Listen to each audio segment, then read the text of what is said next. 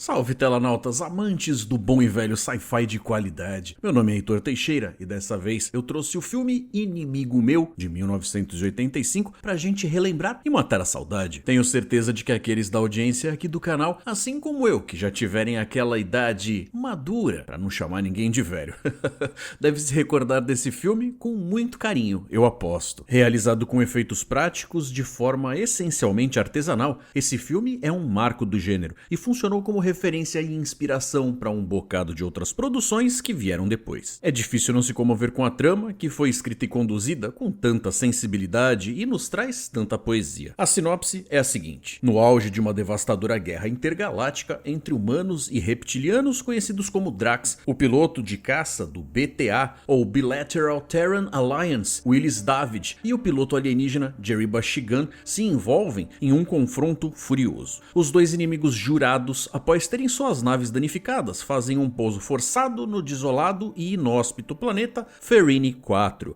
onde eles terão que deixar de lado o ódio um pelo outro, compartilhar conhecimento e experiência para combater as forças da natureza e, acima de tudo, trabalharem juntos para sobreviverem. Será que a coexistência forçada e a camaradagem imposta pela situação poderia abrir caminho para uma amizade genuína entre essas duas espécies inimigas? Essa é uma coprodução internacional entre os Estados Unidos, Reino Unido e a Alemanha Ocidental. Inimigo Meu começou a produção em Budapeste em abril de 1984 sob a direção de Richard Loncrain, que rapidamente encontrou diferenças criativas com o produtor Stephen Friedman e os executivos da 20th Century Fox. O projeto foi encerrado após apenas uma semana de filmagem. Wolfgang Petersen então assumiu o cargo de diretor e refilmou as cenas de Loncrain depois de mudar a produção para Munique. Originalmente orçado em 17 milhões de dólares, o filme acabou custando mais de 40, depois que os custos do marketing foram contabilizados. Seu lançamento foi um fracasso de bilheteria durante a temporada de férias de 1985, ganhando apenas pouco mais de 12 milhões de dólares. No entanto, o filme foi bem sucedido na antiga União Soviética, onde se tornou o primeiro filme de ficção científica ocidental exibido nos cinemas e mais tarde ganhou um culto de seguidores. O que não é pra menos e nem é surpreendente, já que não é um filme irretocável, mas que possui uma delicadeza e qualidades inegáveis, que sem dúvida faz parte do imaginário de muita gente da minha geração. Apesar de alguns dos seus aspectos técnicos terem envelhecido mal, mesmo os mais jovens certamente podem tirar proveito dessa história tão bela e cativante, que em algumas questões narrativas parece ter suportado com dignidade a passagem do tempo. Povo lindo da minha vida, para vocês que assim como eu têm esse filme guardado no peito, eu peço que deixem um like, inscrevam-se no canal e ativem as notificações para se manter informados dos novos lançamentos sempre que eles saírem. A participação de vocês ajuda muito a manter a relevância e me motiva a continuar produzindo conteúdo como esse, que eu sei que vocês curtem. Então, não esqueçam de movimentar a seção dos comentários. Estão curtindo esses momentos mata-saudade que eu tenho trazido? Deixem lá as suas opiniões. Como é muito difícil falar sobre o que faz desse filme uma experiência incrível, sem dar spoilers, fica aqui o meu aviso. Eu vou falar do lado bom e o que não funcionou tão bem pra mim. Então, a partir desse ponto, estejam avisados. Inimigo Meu se baseia em uma premissa bem simples, na verdade. E a guerra espacial entre humanos e Drax é só o pano de fundo no fim das contas. A parte óbvia é que não se trata de uma história sobre dois seres brigando e se enfrentando indefinidamente com o ódio eterno e aquele papo todo. Pelo contrário, é uma história de uma grande amizade que nasce em uma situação profundamente improvável. É curioso o como ele parece tão atual e necessário para os nossos tempos, em uma época de tantas certezas e tão poucas dúvidas, que geram um volume assustador de inimizades quando esses se sentem na obrigação de apontar o dedo na cara daqueles, defendendo uma forma tão voraz dos seus pontos de vista, muitas vezes vazios por natureza. A humanização do inimigo aqui flerta com um significado mais amplo, já que os protagonistas são um humano e um alienígena, pertencentes a lados opostos da guerra. Então, deixando esse elemento fundamental de lado, o que passa a ser importante é o como. Como dois inimigos ferrenhos passam a se tornar tão emocionalmente dependentes um do outro. Bem, é justamente aí que mora a beleza dessa história. O filme passa algum tempo mostrando as claras diferenças entre as duas espécies, hábitos, comportamento, linguagem e afins, mas também mostra as várias semelhanças justamente nos principais momentos de fragilidade. A ideia principal é a de que o inimigo pode não parecer tão assustador quando você tem a chance de conhecê-lo melhor e principalmente quando sem ele as suas chances de sobrevivência diminuem drasticamente. A simples noção de uma vida 100% solitária já é por si só um grande incentivo para se reconsiderar sair por aí cortando a garganta de alguém. Outro ponto ponto interessante é que, apesar da forma agressiva como ambas as espécies atacam uma outra quando estão separadas, protegidas e envolvidas por suas naves, pode parecer tão primal, mas quando se está cara a cara, pode-se perceber que nenhum dos dois é assim tão selvagem ou pouco civilizado. Ambos demonstram valorizar a vida, cada um a seu modo, mesmo apesar de todas as circunstâncias. Afinal, os seres vivos, capazes de pensamentos elevados, não deveriam se entregar ao medo, ao ódio ou ao fanatismo de forma assim tão apressada, e isso é explorado de forma magnífica aqui. Até porque se eles se matassem na primeira oportunidade, nem tinha filme para começo de conversa. No entanto, o que vale a pena comentar é a forma como a história é conduzida, se concentrando apenas no que interessa. Como eu disse, a guerra é só a desculpa para que ambos os personagens estejam nessa situação, mas a situação precisa de uma forcinha da conveniência de roteiro para poder fazer brilhar a sua magia. Então, situações que poderiam ser acusadas de estarem acontecendo rápido demais, de fato estão. Como é o caso do cara de sapo, Jerry Bashigan, cujo apelido passa a ser Jerry, aprender inglês tão rápido e depois se tornar a vez dele ensinar Drac pro companheiro humano. Sem falar no fato de que Jerry se mostra muito cedo um praticante de uma filosofia voltada ao amor, o que faz um belo reflexo com os ensinamentos bíblicos, nos quais David é capaz de encontrar várias semelhanças, e isso sem dúvida facilita o convívio. Ao mesmo tempo que as chances são de que eles estejam de fato sozinhos e abandonados nesse planeta inóspito, David tem sonhos recorrentes de que alguma nave de tempos em tempos passa por aquela região. Em dado momento, David decide sair e investigar, já que essa pode ser uma chance de que eles possam sair dali, ainda que remota. E de fato ele encontra sinais de civilização e eventualmente um grupo de escravagistas humanos que usam Drax para fazerem um trabalho forçado de mineração, algo que ao retornar ele decide esconder do amigo. A vulnerabilidade do alienígena cria uma dinâmica curiosa de comportamento entre eles, já que o piloto humano acha que o parceiro esteja sendo preguiçoso e não esteja se esforçando em ajudar nas tarefas de sobrevivência do dia a dia, qual não é a surpresa dele ao descobrir que outra diferença primordial entre humanos e Drax seja a forma como ambos geram a sua prole. Humanos dependem da união entre dois indivíduos para que um óvulo seja fecundado e gerado em um útero, mas no caso dos Drax não existe essa limitação. Cada indivíduo é por si só capaz de gerar uma nova vida quando a hora certa chega. Ou seja, Jerry estava grávido. Nesse ponto, a ligação entre ambos já é inegável, e a ironia fica por conta do fato de que ele esteja disposto a proteger o alienígena ao invés de ir buscar ajuda com a sua própria espécie, que, por se tratar de um bando de bandidos escrotos, eles agora representam o verdadeiro perigo. Essa inversão de percepção é agravada quando o trabalho de parto está para chegar e Jerry, percebendo que não vai sobreviver, ensina a canção da sua linhagem e faz o amigo jurar que irá arrumar uma forma de levar o seu filho, Zamis, até o conselho em Draconis e recitá-la para que ele possa ser parte da sociedade dos Drax. É claro que David não gosta da proposta, porque tudo aquilo é uma terrível mescla de emoções. Perder o único amigo e ainda se tornar, para todos os efeitos, o responsável por uma criança para a qual ele possui apenas noções humanas de como criar. Ele sem dúvida faz o melhor que pode para cumprir com as funções que lhe foram impostas pelo destino, e já não é capaz de pensar nos Drax com a mesma mentalidade que tinha lá no começo do filme. A progressão com que esses laços são gerados e fortalecidos tem de fato um algo de acelerados. Mas como eu disse, a trama se prende apenas no que importa, para bem e para mal. Sim, porque nem tudo é perfeito. A parte que eu acho que o roteiro merecia uma certa revisão é o momento em que, mesmo após muito tempo tentando educar Zamis e protegê-lo, pedindo que ele nunca vá na direção dos bandidos, bem, ele é um jovem rapaz e vocês sabem, a maior certeza em relação ao adolescente, não importa de qual espécie ele seja, é a de que cedo ou tarde vai fazer cagada. Ao dar conta da falta do menino, o tio David, como ele agora é chamado, vai correndo até o local onde os mineradores foram vistos da última vez. E sem dúvida encontra os Zamis lá, moleque inocente, cheio de questionamentos e sem a menor malícia da vida. A parte que eu acho que ficou meio zoada foi a dos caras capturando o Draquinho e deixando o David pra trás, acreditando que ele estivesse morto. Até aí, entre aspas, tudo bem. Mas depois de um espaço incerto de tempo, já que ele esteve desacordado por esse período, ele é encontrado por uma patrulha da BTA e levado de volta à estação espacial lá do começo do filme. Até aí, entre aspas, tudo bem. Na cena em que a galera do setor funerário está prestes a descartar o corpo dele, já que a essa altura, por falta de identificação, ele foi confundido com mais algum piloto morto, ele dá sinais de vida quando tentam arrancar o livro que Jerry lhe deu e está ao redor do seu pescoço preso por um cordão. Então vamos lá, qual é a reclamação? Bem, veja, enquanto ele tá lá desacordado e sendo enviado para que uma equipe médica trate dele, ele fica recitando frases em Drak, e isso automaticamente faz com que os escalões mais altos de comando questionem a lealdade dele na guerra, e não é pra menos, não é mesmo? Ele é então identificado e os antigos companheiros do esquadrão são trazidos para vê-lo e acabam testemunhando a seu favor e dando a sua palavra de que o piloto Willis David jamais seria um traidor. Na cena seguinte, ele já está bem de saúde o suficiente para com um uniforme novinho ir pegar um caça e voltar pro planeta Firene 4 para buscar os Ames. Então peraí, quer dizer que o roteiro simplesmente não achou relevante o suficiente mostrar ele sendo interrogado e colocado em algum tipo de quarentena sob apoio e supervisão psicológica? E é sério que ninguém cortou os privilégios dele para circular livremente pela base e tranquilamente roubar um caça?